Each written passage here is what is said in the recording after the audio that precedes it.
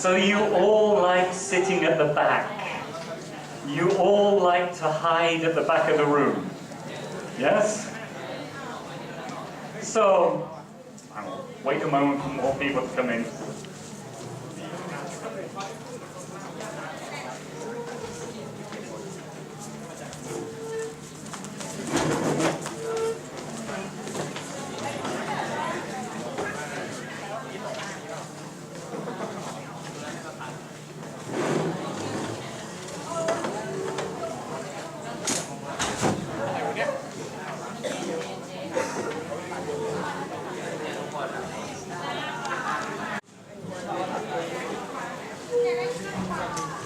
So the General Education Department asked me to give a talk.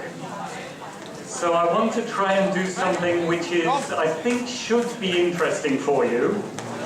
So I came up with this topic. Are you curious people? Are you curious? Yes? Education, okay. What about the evils of the internet? Is the internet evil? Is the internet evil? No?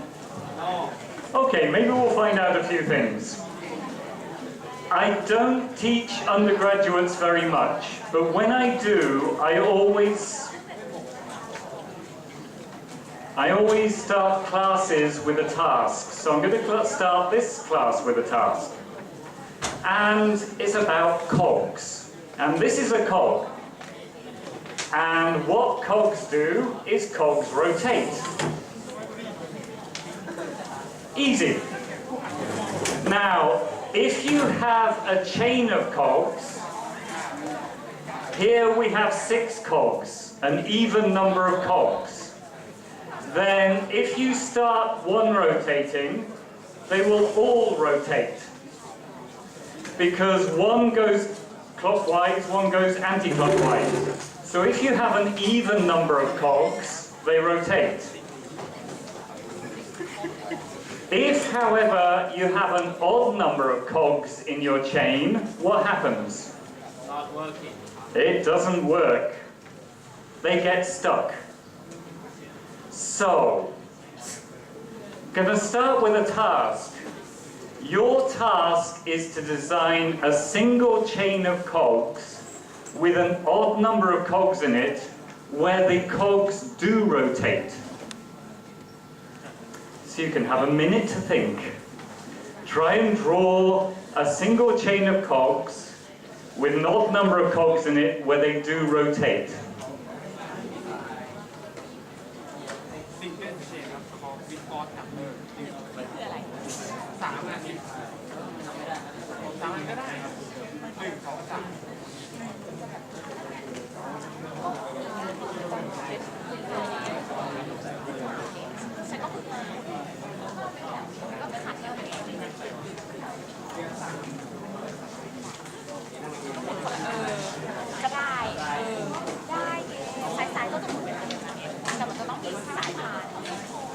Hello, guys, bring out piece of papers. Write down your name and your ID. Do the activities. We will take that back. We'll collect at the end of the class, okay? No? He asked something, but, well, we're not collecting it. But please ask what it is, okay? Just try and draw some circles on a piece of paper. One single chain of cogs with no number of cogs so they will rotate. เข้าใจหรือเปล่านี่ก่อนเข้าใจป่ะ they don't get it. They don't really understand. So you know what the cog is, right? The cog. And then can you go back?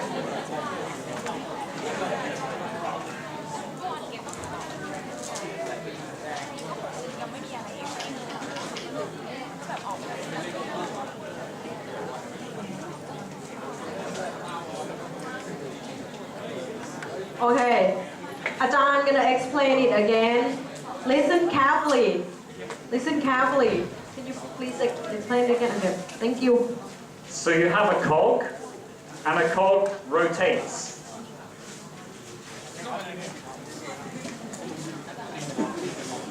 When you have an even number of cogs, 2, 4, 6, 8, 10 cogs together in a chain, there is one chain here.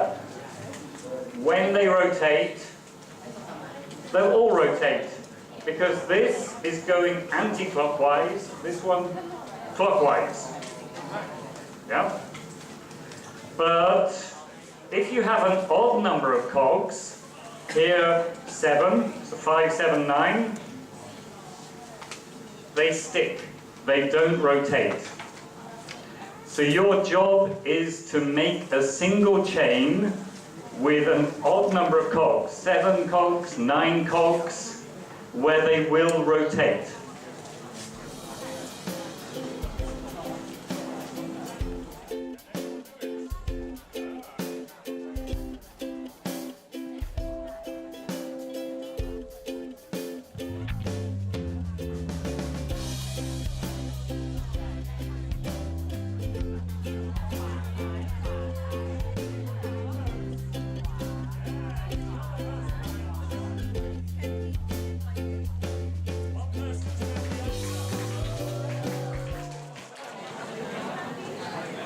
Oh dear, the handouts are wrong. But yes, this one is wrong. You cannot do it. Anyway. Yes. Well, no.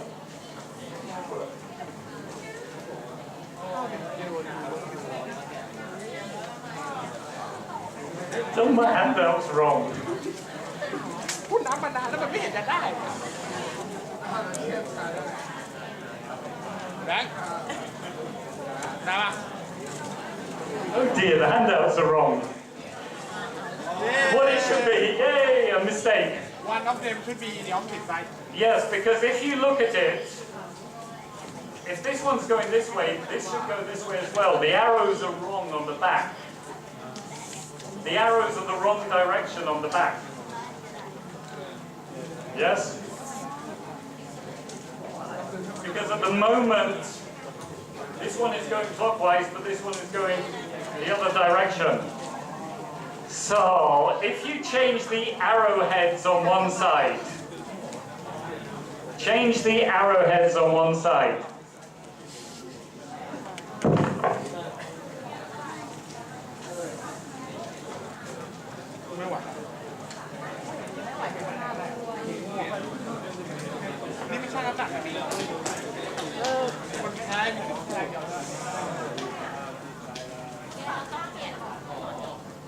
You put the arrowheads on.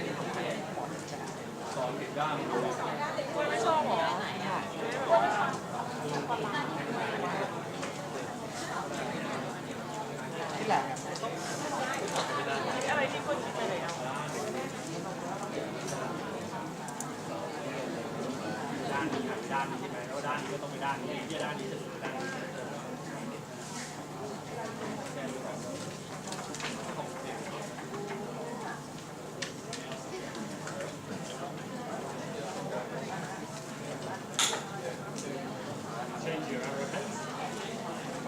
So now we can.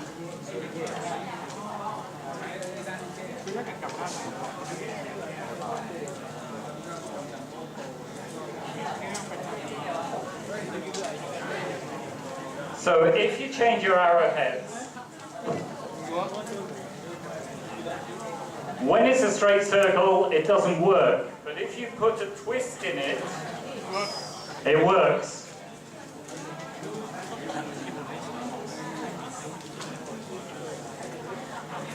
So if you put a twist in it, you get a chain of 9 cogs where they all rotate.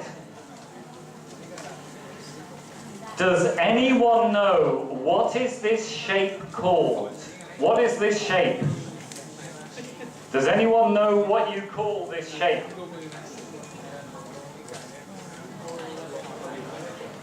Do you know what you call this shape? เกียงคาราดินว่าอะไร This shape is called a Mobius strip. Why does it work? Why does it work when you have a chain here of 9 cogs, but it works? It works because a Mobius strip only has one surface. So, if you take your strip and you trace around it with your finger,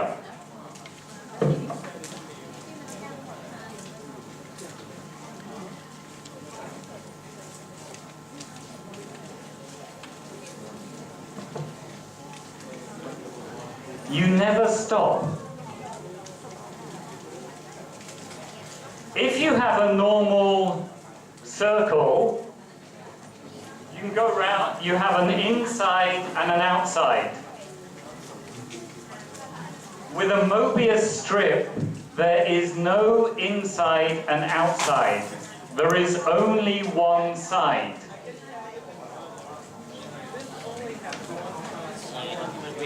So, how many cogs are there in this chain? How many cogs are there in your chain?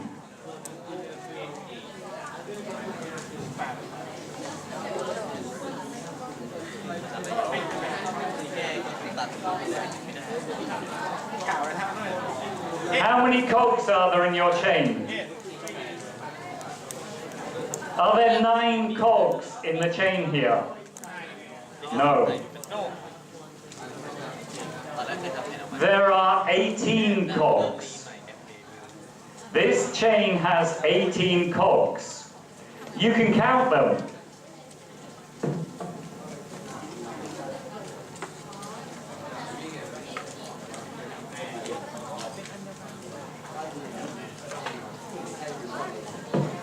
Because it only has one surface, each cog happens twice in the chain.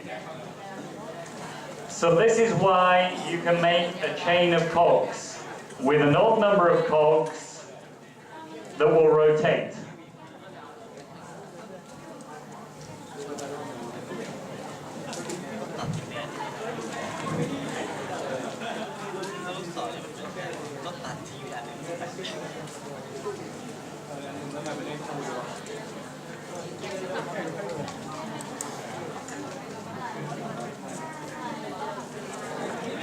Does anyone have any problems? Can anyone not get this to work? Is anyone still got problems? Does it work? Yes?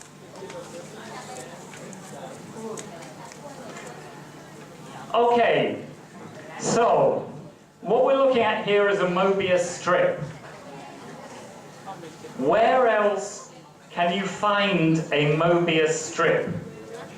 And there is a painter who painted Mobius strips. Has anyone heard of M.C. Escher? Does anyone know M.C. Escher? No? Yes? Here is one of his paintings. It is a Mobius strip. And it is a Mobius strip for Bagmot. The ants will never stop walking because there is no end. So this is a painting by M.C. Escher. Here are some other paintings.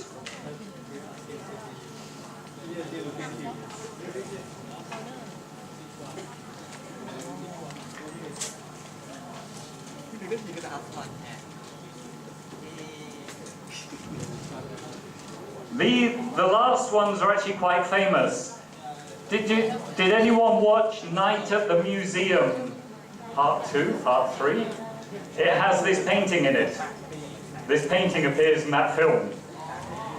Okay, now get out your phones. Get out your mobile phones. Do a Google image search for MC Escher. Search Google images for MC Escher. Which is your favorite painting? MC Escher. Which is your favorite painting?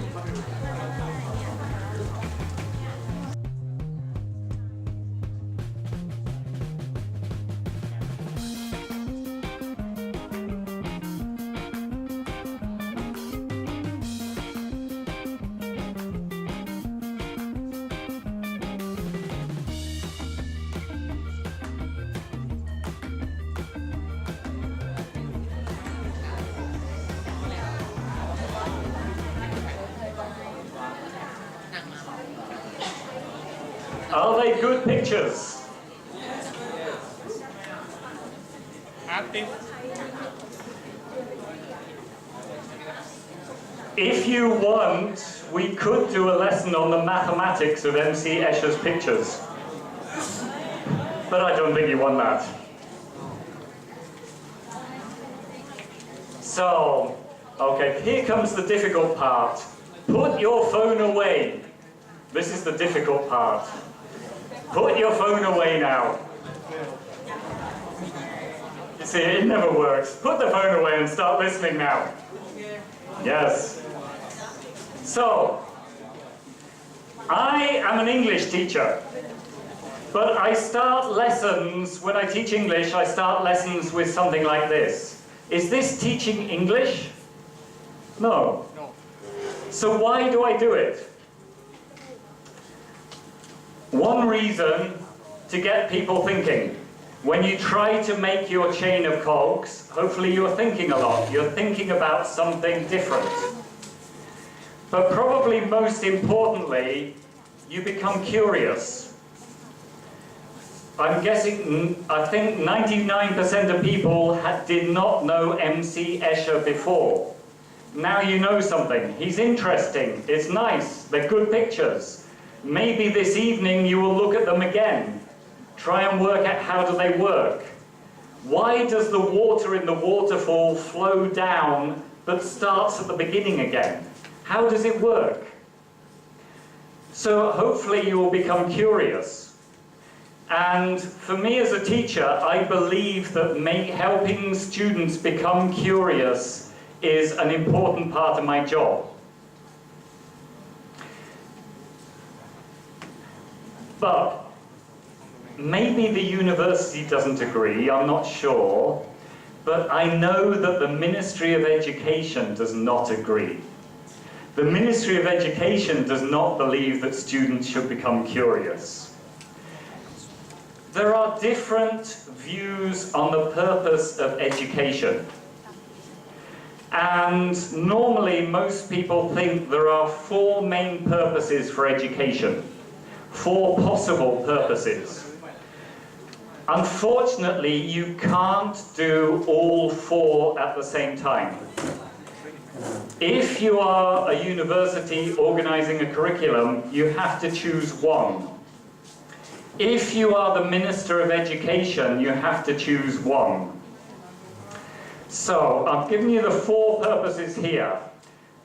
You are here in this room now as students because the purpose of education is to train you to be useful employees in the future, to help the Thai economy. Or maybe you are here because the purpose of education is to help you learn what you want to learn.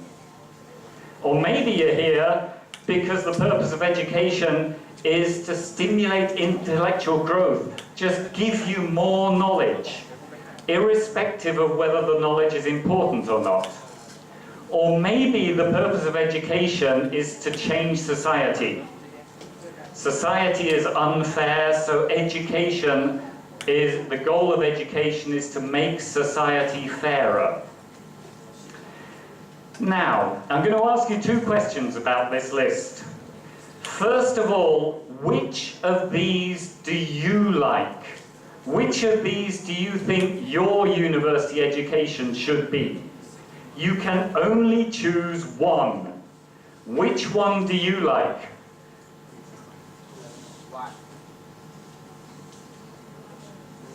Four.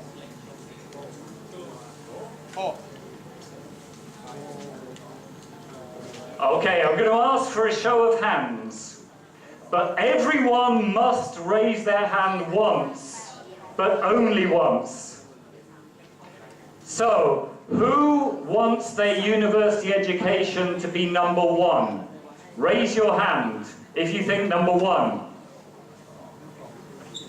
2 people? 3? 4? Who thinks number 2? Who wants it to be number 2? Ooh, popular. Number 3? 1 person in the back, 2 people. And number 4? Anyone think number 4? Okay, so that is your opinion. Second question. What does the Ministry of Education want? What does the government want? What does the government think the purpose of education is? Number 1? Raise your hand. Do you think the government thinks number 1? What about, do you think the government thinks the purpose of education is number 2? You're on your own. Maybe it's number 2 in Germany, but not in Thailand, sorry. What about number 3? Anyone think the purpose of education is number 3? The government thinks that? And anyone think the government thinks the purpose of education is number 4? Ooh. We will find out. So, what actually does... Okay, we've got a problem here because these are long phrases. I need to give them words so we can talk about them. So, maybe about 20, 30 years ago in England, there was a government report about education which identified these 4 purposes. And they gave them these names. I know these are horrible names, but we're going to be using these names to talk about them. So being a useful employee is economic. Learning what you want to learn is learner-centered. Intellectual is academic, or this one is about social. So we have these 4. So, what happens in Thailand? Let's start by looking at things that the Ministry of Education publishes. So, in 2014, the Ministry of Education created a big plan to reform education. And it says that higher education, university education, has to be in line with domestic labor demand. Education should meet companies' needs. The goal of education is to provide workers for companies. Also, if we look at If we look, here is something from Wijit Sisaan. He was Minister of Education a few years ago. Now, I know it's a bit long to read.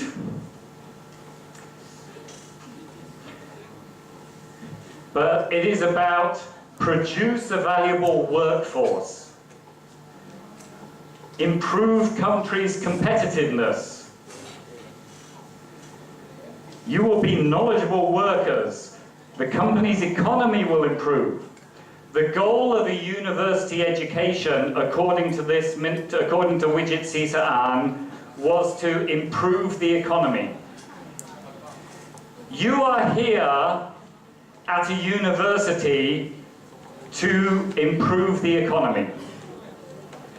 Your university education is job training.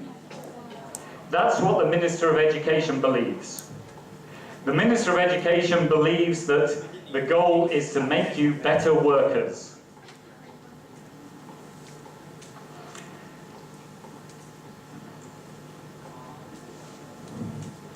So, are you happy with that? Do you think you should be here just to make you a better worker in the future? There are some problems with this. This is what the Ministry of Education believes, but there are some problems with this idea. One, this is getting a bit complicated now, but it's a new idea. It only came in about the 1980s. Before 1980, people did not think that the goal of a university education was to produce workers. It is an issue of postmodern capitalism.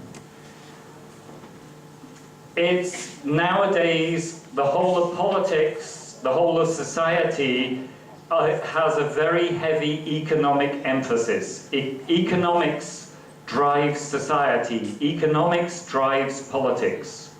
Companies have a large say. You want to keep big companies happy. This is postmodern capitalism. And it became in the 1980s. So before 1980, people did not think that university education, the goal is to get you a job. They thought something else. Another problem with this idea is that it encourages measurement. You take exams. Do they have assignments on this course, or just exams? Assignment. Assignments? Both. But at the end of the course, what you learnt on this course is a single grade. Your learning on this course is just B, D, hopefully A, but everything you learnt on this course comes down to a single grade. This is part of the idea with economic efficiency. Everything can be measured. I am guessing that MC Escher will not be on the exam. He won't be on the... Don't study MC Escher for the exam. But it's part of your learning, but it won't be measured. It's the same with universities. Nowadays, the government comes and asks universities to report lots and lots of numbers. Everything gets turned into numbers. A problem here is what is important cannot be converted into a number. Important things can't be made into numbers. So, by emphasizing economic efficiency, numbers take over. Another problem with this idea is, yes, your education is preparing you to be a worker. But what you learn at university, yes, it may be useful for you for a year, 5 years, maybe 10 years. No longer than that. The world changes. You cannot rely on the knowledge from university in 10 years' time. The world has changed. Now, these are quite difficult ideas. So, we're going to have a 1-minute break where you can talk to each other to try to explain the ideas to each other. Check with your friends about their understanding. Talk to each other about these ideas for 1 minute. You can go and help. Yes, you can go and help them understand. เฮ้ยเชนเดอะเวิลด์ทำไงนี่ไงเป็นสตาร์ทกันต่าง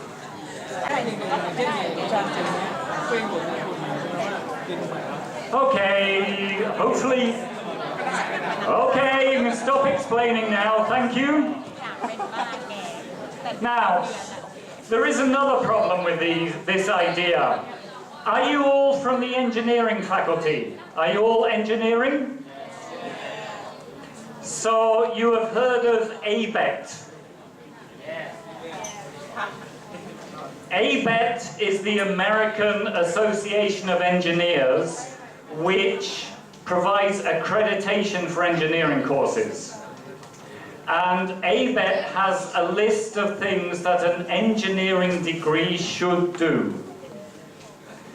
But they include things like communicating effectively, having knowledge, ability to learn.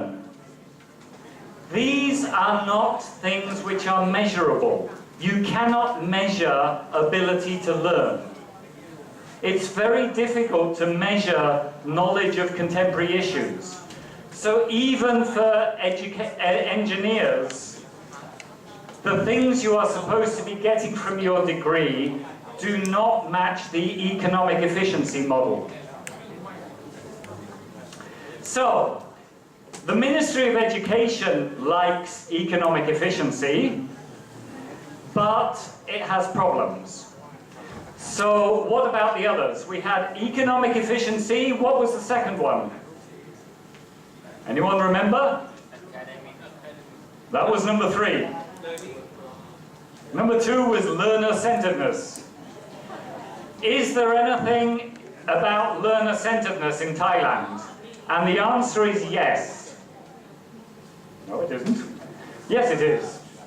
The National Education Act of 1999, which is the big law governing education, promotes learner-centeredness. So there is one important document in Thailand promoting learner-centeredness. The Ministry of Education ignores this. The Ministry of Education does not follow the law. The Ministry of Education wants economic efficiency. But according to the law, it should be learner-centeredness. There is nothing from the Ministry of Education or from the government about academic rationalism or social reconstructionism. However, some researchers talk about this. So for social reconstructionism, some people argue that Thai education, the goal of Thai education is to make you obedient. What obedient mean? What does obedient mean? You follow orders. You do what you are told. The goal of education is to help the Bangkok elite make more money. The goal of education is not to help you. The goal of education is to help the Bangkok elite make more money. Some people argue this, and because of this they say the whole of Thai education needs to change because it is unfair and it keeps poor people poor. Rich people, rich children. It's good for rich people, yes. Are you rich? No. Sorry, so it's not good for you then. There's also one person's done a study of Thai education from the perspective of academic rationalism. And he argues that if you are learning just to make money in the future, you are not, it's a waste of time. Things which are worth knowing are not worth knowing because they are useful, they are worth knowing because they are true. Is MC Escher worth knowing? Is MC Escher, the pictures you looked at, are they worth knowing? No? I think that's nice to know. It is nice to know MC Escher's pictures. Are they useful for you? Can you use MC Escher's pictures in a future job?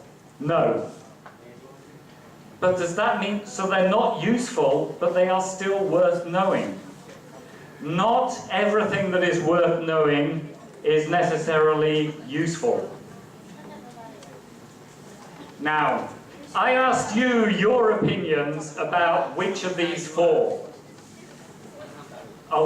Some people put their hand for economic efficiency. The most popular was learner-centeredness.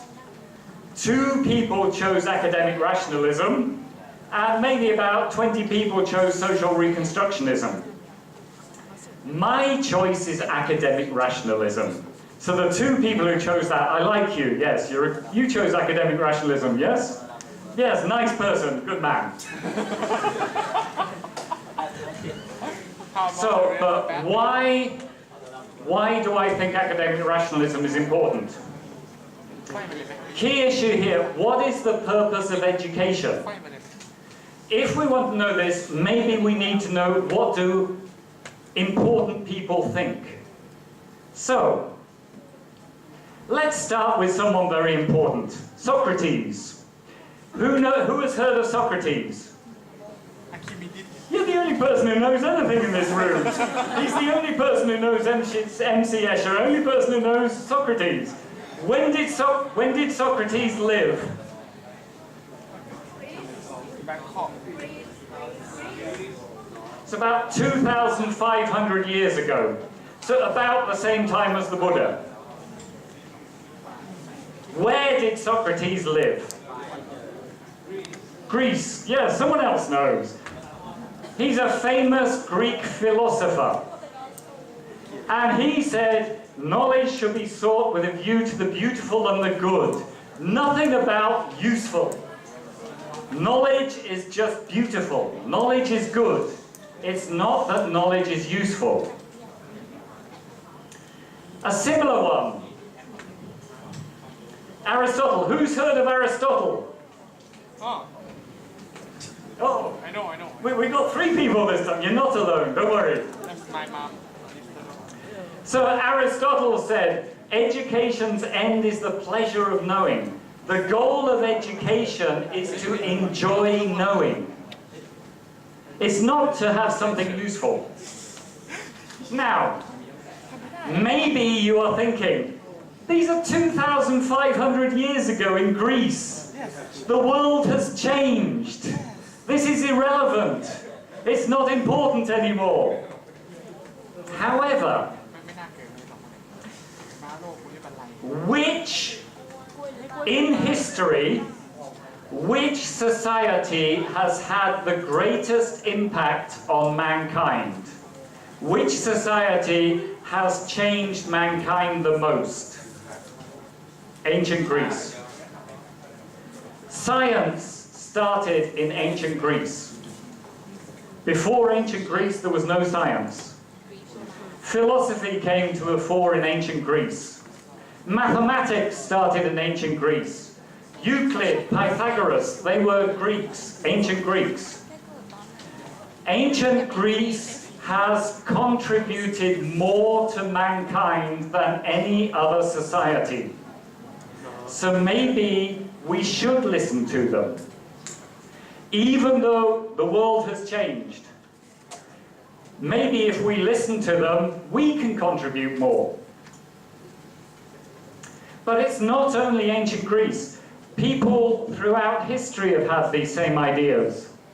If we go to Charles Eliot, Harvard president. Harvard president for 40 years. And Harvard is one of the top 2-3 universities in the world. He says, education is love of subjects. Do you love engineering? Oh.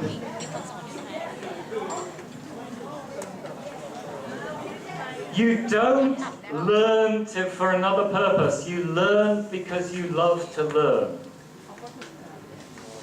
Similarly, someone, Cardinal Newman, I think 18th century, knowledge is its own end. Knowledge is a goal. It's not that you should gain knowledge for another use.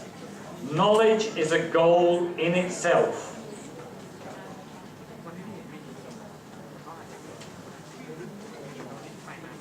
So, this is all fine, good. But what knowledge? Should it be knowledge of K-pop bands? Knowledge of K-pop dancing? Is that good, useful knowledge? Is that important knowledge? What knowledge should be learned? These are all fine. We should just be learning knowledge because we love it. But what knowledge should we learn?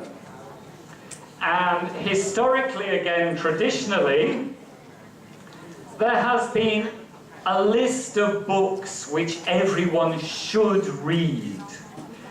This is what maybe 100 years ago in British American universities. Everyone should read these people.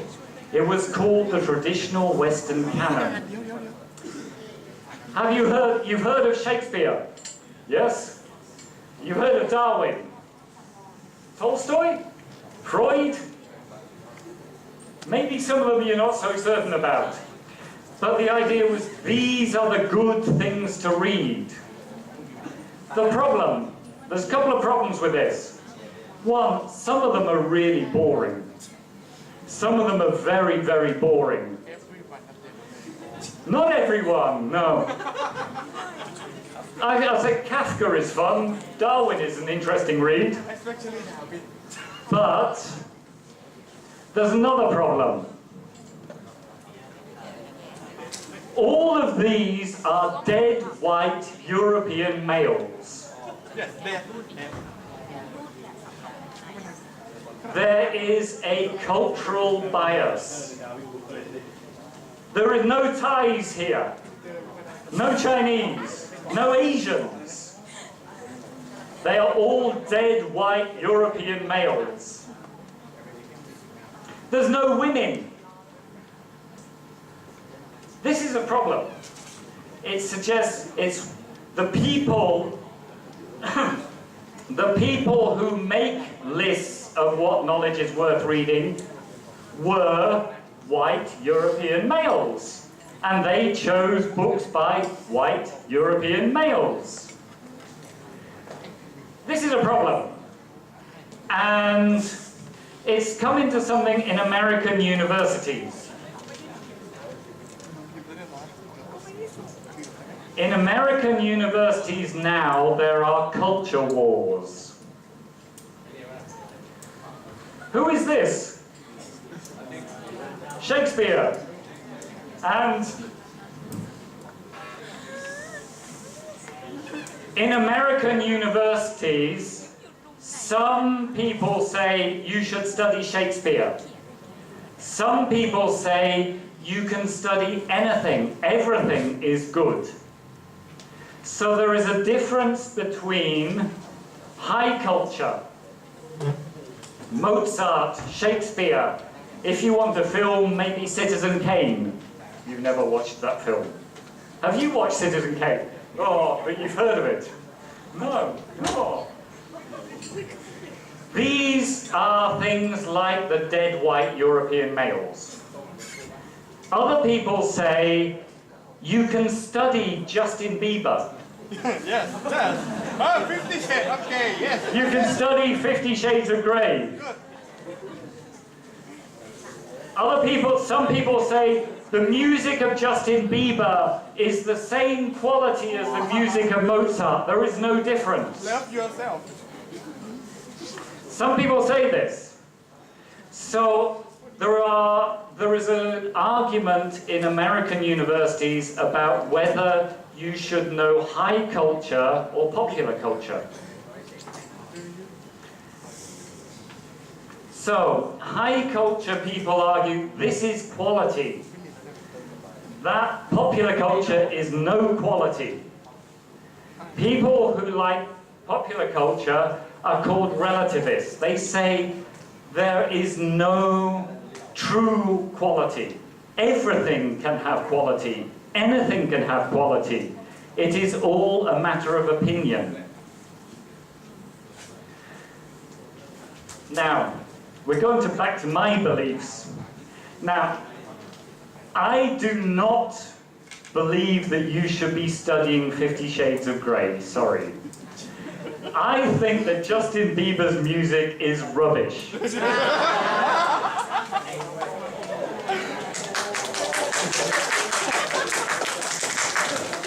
Unfortunately, I don't like Mozart either. I don't particularly like Mozart either, so...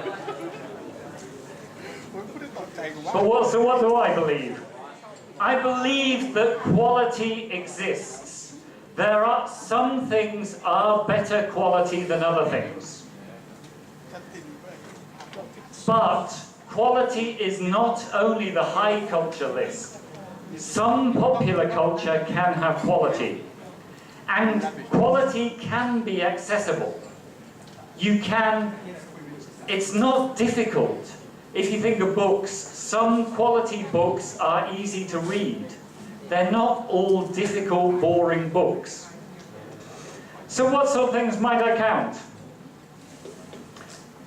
If we're looking at literature,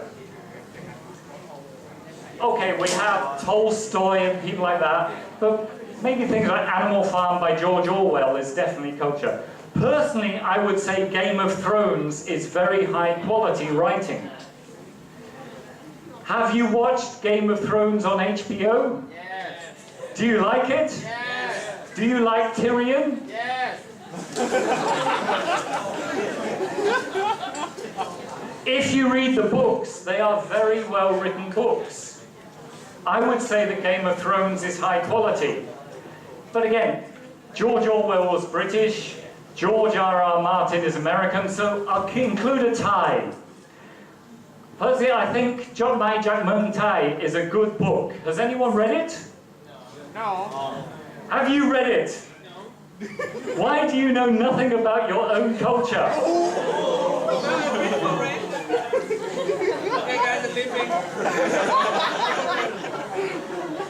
It's a good book. It is worth reading. It's not only English books that are worth reading. Chok Mai Jak Mung Tai is quality literature. It is worth reading. Homework. Go and read it. But, okay, literature, fine. But we're looking at being a university and gaining knowledge. Literature does not really give you knowledge. Literature is not true. So, I would argue you should also read factual books, high-quality factual books. They can be books about science. These books are easy to read. They are not boring. Do you enjoy reading your textbooks for engineering? No. No. They're boring. They're difficult. These books are fun to read. Well, they're easy to read. Those are for science. We've got things for geography, like these books. Social studies, history, psychology. Now, maybe you think these are all English. This has been translated into Thai. This one's been translated into Thai. I'm not sure. Do you know if No Logo is in Thai? I think it is. I think maybe Quirkology is in Thai as well. They are available in Thai. It's not going to be really difficult reading English. Read them in Thai. Go to Say Ed, go to Kinokuniya, go somewhere and buy them, read them, gain knowledge. The knowledge you gain will not be useful, but it will be true, and it's good to know. This one is a history of Thailand since 1932. A history of Thai politics since 1932. Have you read it? Do you teach political studies? Yes, but... You know your homework now.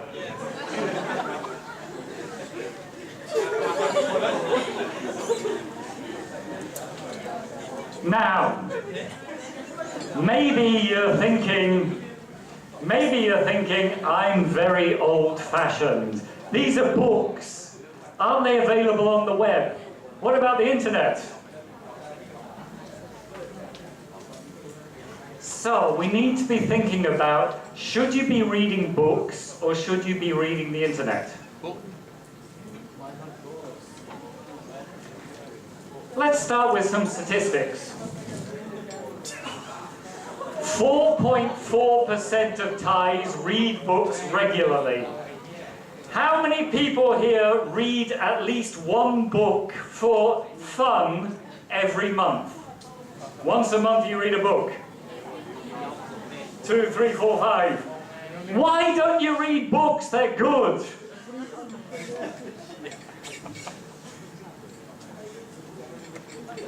%56 of Thais use Facebook. Facebook is the kind of book. No, Facebook is not a book. Maybe you say, sorry, I don't have time to read books because I'm updating my Facebook.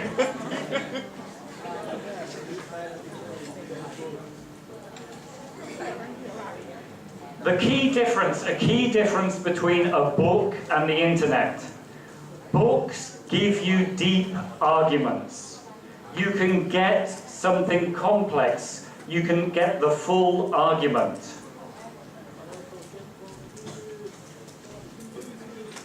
The internet, you get lots of little pieces of knowledge. You don't get depth.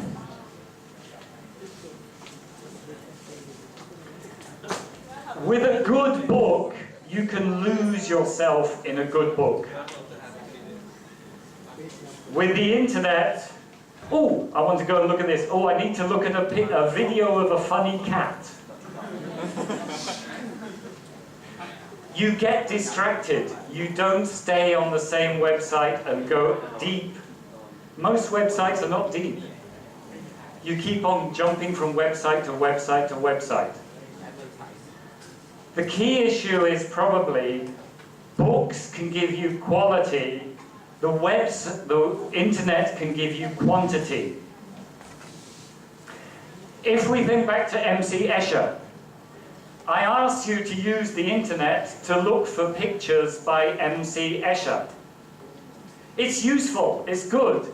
You saw 20, 30, 40 pictures? Did you look at any of them in depth? Do you want me to talk about the mathematics of the pictures? We could talk about the mathematics of the pictures and then it would go deep. You would get a deep understanding. From doing a Google image search, you are getting quantity, but you're getting no depth. It's good to get quantity, but you also need quality. You also need depth. And the internet is very bad at depth. There's another problem with the internet. Web 2. When did Web 2 come in? About 2005, before that.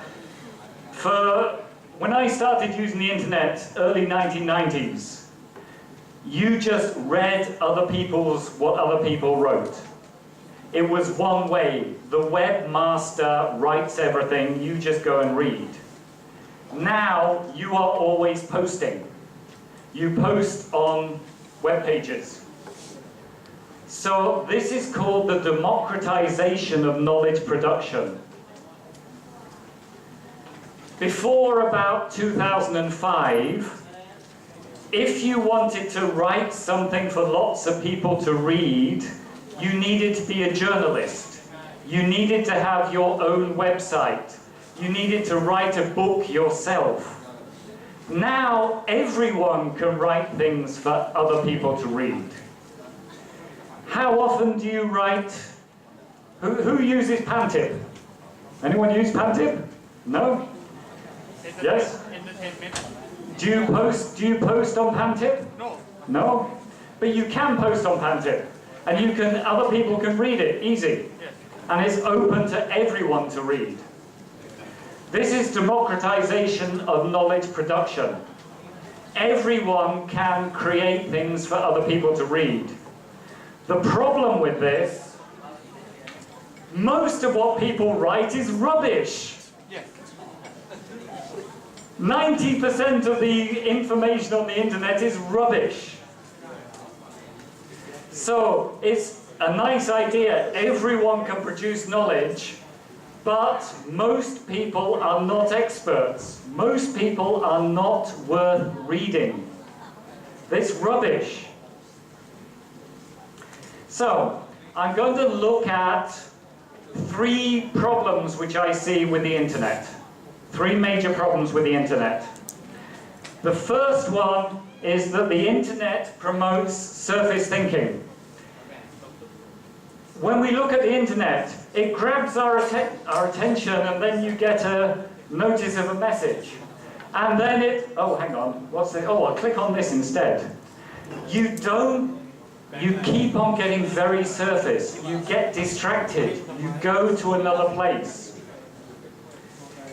Importantly, using the internet changes your brain. Your brain changes.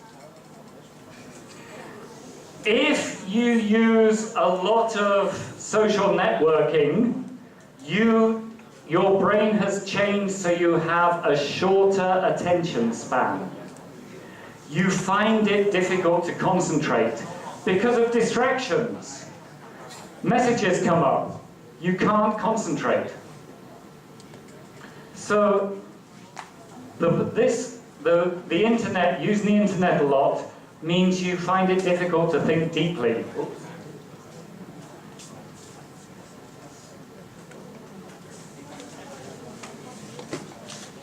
It's difficult to think deeply.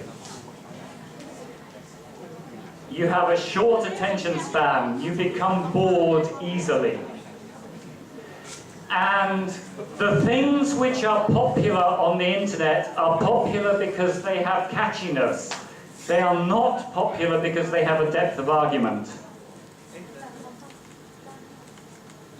A video of a funny cat may be watched by 20 million people.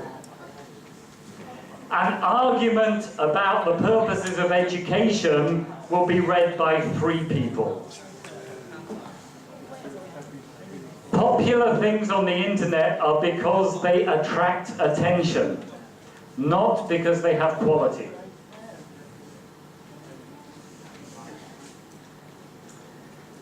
A second problem with the internet. Okay, I'm going to illustrate this problem. If you know this situation, this happened about 3 weeks ago. If you know this, don't talk about it. But there was a case recently. A man was arrested for stealing 3 coconuts, and the orchard owner demanded 50,000 baht. Who's right? Now, in pairs, call yourself A and B. So A, B, with a friend. Who is A? Put your hand up, A. It should be half of you are A. A, B, A, B, A, B, A, B, A, B, A, B. So, A's, put your hand up. Every other person should be an A. You should be an A. Okay, A's, put your hand down. B, put your hand up. Okay. I'm going to show you some more information now. But I am only going to show it to people who are A. So, people who are B, close your eyes. Close your eyes for about 20 seconds. I'll tell you when you can open them. B, close your eyes. Here is more information. So A, read this.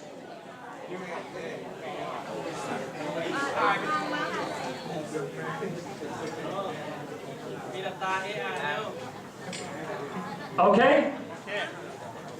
So, B, you can open your eyes. Now, A, who's A? Close your eyes, A. And I'll give some information for B to read.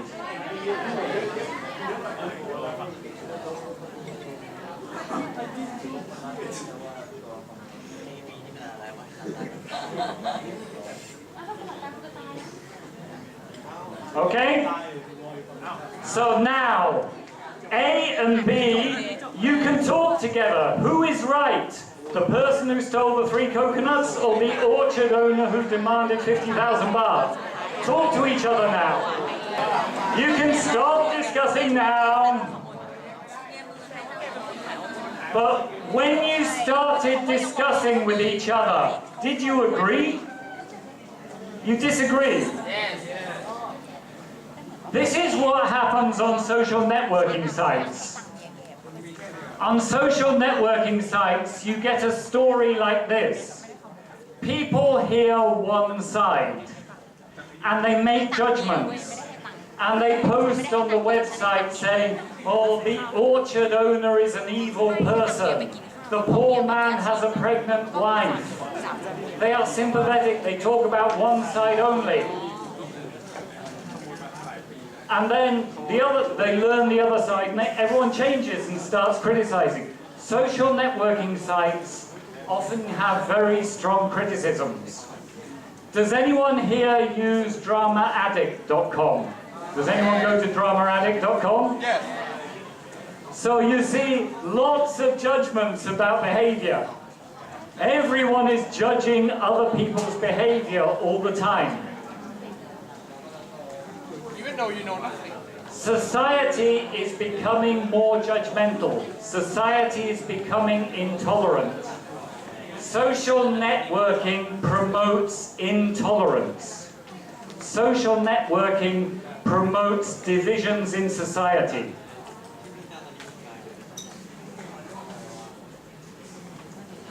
If the government really wants reconciliation, they should close on social networking sites. And this has a big impact. There are theories about society and where does morality come in society. There are two main types of culture. A guilt culture is that you feel what is right or wrong because you feel it yourself. In a guilt culture, you think this is right, this is wrong because of your own feelings. In a shame culture, you feel what is right or wrong because of whether your friends tell you. With social networking, Thailand is changing to be a shame culture. Thailand is changing from being a guilt culture to a shame culture because of social networking sites like Drama Addict. It's true, it has a big impact on people. People think they can judge other people because they see lots of people making judgments.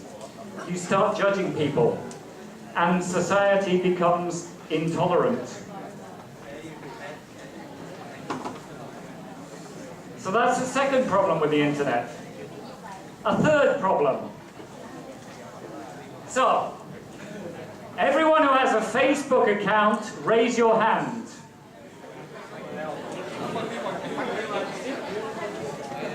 Oh, some people aren't listening to me. Everyone who does not have a Facebook account, raise your hand. Am I the only person in this room who does not have a Facebook account? What do you have? I do not have a Facebook account. You have Twitter account, right? And I am happy about it. เลิกเล่นก็ได้นะเฟซอ่ะแต่เลิกเล่นแชทไม่ได้ When you get a Facebook account, you sign up, yes? ไม่เล่นก็ได้ฮะไม่เล่นละความจริง When you signed up for your Facebook account, did you read the terms of service? No accept ก่อน No. It's a long page of horrible reading. You didn't read it. Yes. Oh, I read it. Yes, okay. Click. Yes, fine. Good. Facebook. Anything you write on Facebook is their property. You do not own it anymore. They own your writing. Yes. Worse, if you post a picture or a video, Facebook can use it for anything they want. It is not yours. It belongs to them.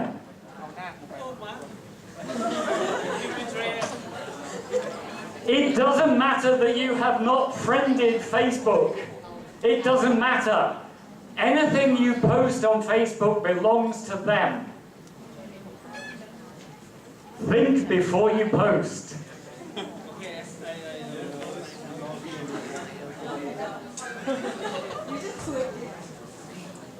Facebook is a big company. How does Facebook make money? No. Facebook makes about $1 billion a year from advertising. That is a small amount, a billion with a B. $1,000 million from advertising. That is not very much money. How does Facebook make money? They sell you. They make $1 billion from advertising every year. They make $3 billion from selling you.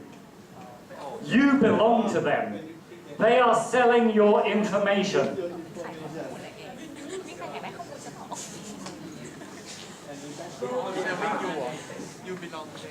Nothing you write on Facebook is private. Okay, maybe you think, because I don't think you will, but maybe you think, okay, I want to get out of Facebook now. So you cannot delete anything on Facebook. If you have posted it, it belongs to Facebook. If you delete it, they still have it. If you close your account, all of your links, everything remains. You cannot delete anything on Facebook.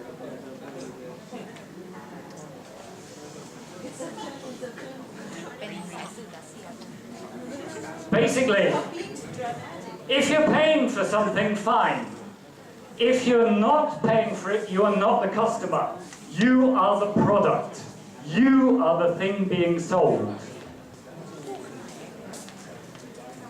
It's not only Facebook. How many people have changed from Windows 7 to Windows 10? Have you changed to Windows 10? Yes? You're stupid! Yes. No, but Windows 10 is free! It's good! If you are not paying for it, you are not the customer, you are the product. Why is Windows 10 free? Because they will sell your information. Previously, Microsoft made money by selling you software, and it was very expensive. So you go to Pantip and you buy it for 100 baht instead. Now they're giving you things for free. Oh, aren't Microsoft nice? Microsoft is a charity, they love us, they give us things. No. Microsoft, Windows 10, they changed their market model to be like Facebook. They give you things for free and then they sell information. Do you have an iPhone?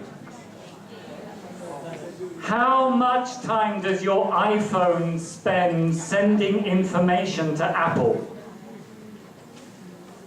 Your iPhone continually contacts Apple, sending them information.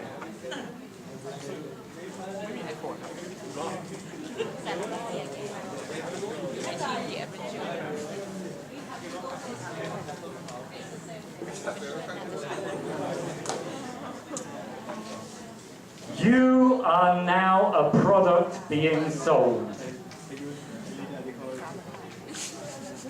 You're the same as a tube of toothpaste in a 7-Eleven shop. People can buy you. There's no privacy. Most websites do not have any privacy. Do you use Google Docs? Yes? Do you use Google Docs? Who has copyright to what you write in Google Docs? Google. Google takes copyright for everything you write in Google Docs.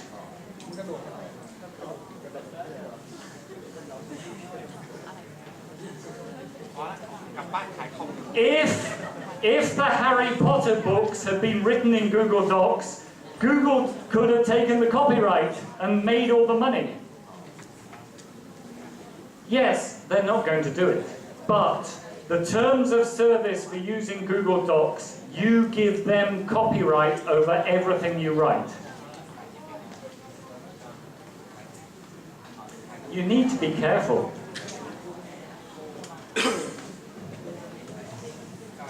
Internet marketing wants to be your friend. People want to market you. So, where are we? I'm not sure where we are now. What I've just been saying, okay, the world is always changing. Technology is changing. People always like looking at what they gain from new technology. People almost never consider what do they lose. And I believe that people should be looking more at what you lose from new technology than what you gain. So, what you're gaining, you've got, with the internet, with your smartphone, you've got access to a massive quantity of knowledge. You can find 50 pictures by M.C. Escher in 1 minute. Great. You can write things for other people to read. Great. You can communicate easily with everyone. Great. These are all good things.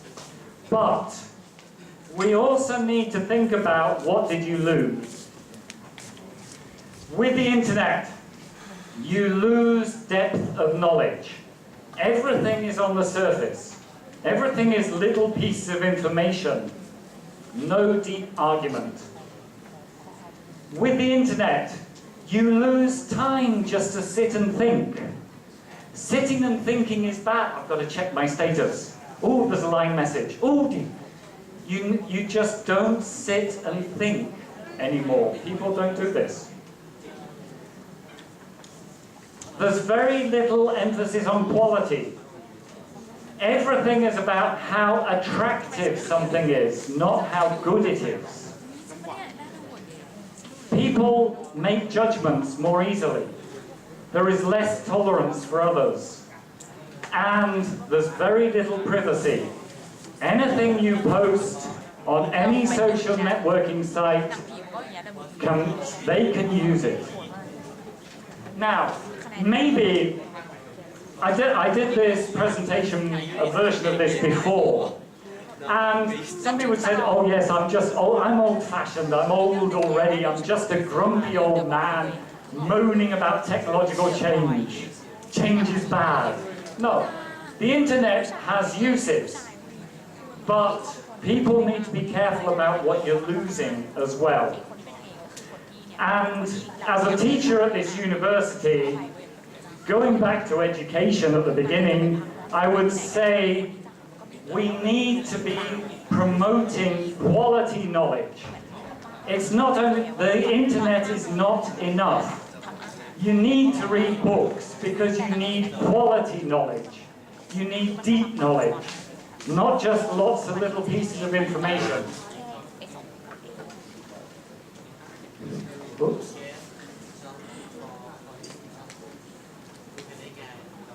As a teacher, I want to stimulate curiosity. I want people to want to find new things, want to learn more. And I want to encourage in-depth reading, and that means books. The internet is not enough. Books are the only thing that can give you depth. Thank you.